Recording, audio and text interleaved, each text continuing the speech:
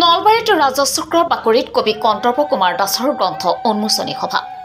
ৰবিবাৰে নলবাৰীৰ ৰাজচক্ৰৰ বাকৰিত কবি কন্দৰ্প কুমাৰ দাসৰ একুকী হাইকু নামৰ এখন গ্ৰন্থ উন্মোচন কৰা হয়।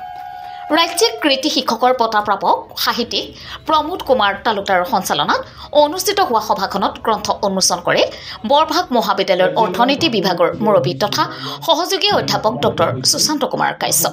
বেলেগ উদ্দেশ্যলৈ আমি সমবেত হৈছোঁ। সাধাৰণতে এইটো অফিচলৈ আমি পঢ়িবলৈ নাহোঁ, কিতাপ উন্মোচনলৈ ইয়াত অহা নহয় বা কিতাপৰ কথা জানিবলৈ অহা নহয়। যেতিয়া আমাৰ মাটি বাৰী সংক্ৰান্তীয় কিবা অসুবিধা হয়, কন্দল লাগে ঘৰত বা কাষৰ মানুহৰ লগত বা কিবা জঞ্জাল হয়, সাধাৰণতে তেতিয়া আমি এই কাৰ্যালয়লৈ আহোঁ। সভা উদ্বোধন কৰে কামৰূপ মহাবিদ্যালয়ৰ সহযোগী অধ্যাপক ডক্টৰ সঞ্জীৱ কুমাৰ গোস্বামী।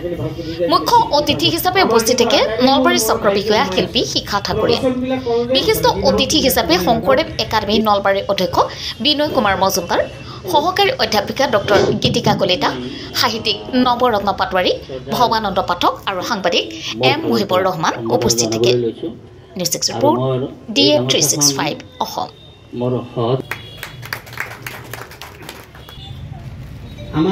মোৰ ভাতৃ কন্দৰ্প ডাঙৰীয়াই মোৰ ঘৰলৈ যাই 23 আৰু 24 সমতা সাহিত্য একাডেমী ইণ্ডিয়া মানে ভাৰতীয় সমতা সাহিত্যই এই কবিগৰাকী মানে কন্দৰ্প দাস ডাঙৰীয়াক এটা সন্মান জনাইছে ৰাষ্ট্ৰীয় পদক। তেখেতে যিখিনি কাব্য আৰু যিখিনি গ্ৰন্থ, গল্প, নাটক আৰু বিভিন্ন অনুষ্ঠানৰ লগত জড়িত হৈ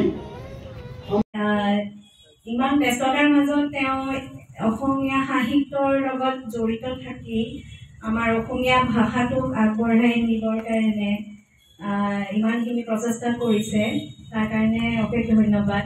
মই নলবাৰীৰে বোৱাৰী হওঁ যদিও গুৱাহাটীত থাকোঁ আৰু মই বিয়া হোৱাৰ দিন ধৰি তেওঁক দেখিছোঁ। তেওঁ যিখিনি প্ৰচেষ্টা চলাই আছে, যেতিয়াই কবিতা লিখে মোলৈ হোৱাটছএপত এবাৰ পঠাই গীতিকা পঢ়িবা, তো সেই বস্তুটো সদায় তেওঁৰ আগ্ৰহ বা সেই মানে কষ্ট, ৰাতি 2-3 বজালৈকে তেওঁ বহি লিখে শাৰীখিনি আজি কৰি কিনে ইমান গুণমান্য ব্যক্তিখিনি তেখেতসকলক আমন্ত্ৰিত কৰি তেনেকৈ কিতাপ উন্মোচন কৰিছে।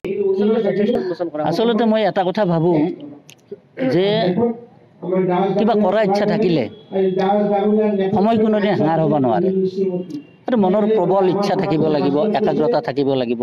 গতিকে মই ভাবোঁ যে কিবা কৰাৰ মন থাকিলে সময় হাঙাৰ হ'ব নোৱাৰে, ইচ্ছা কৰিলে পাৰে। আজিৰ এই মোৰ একুকী হাইকু উন্মোচনী সভাত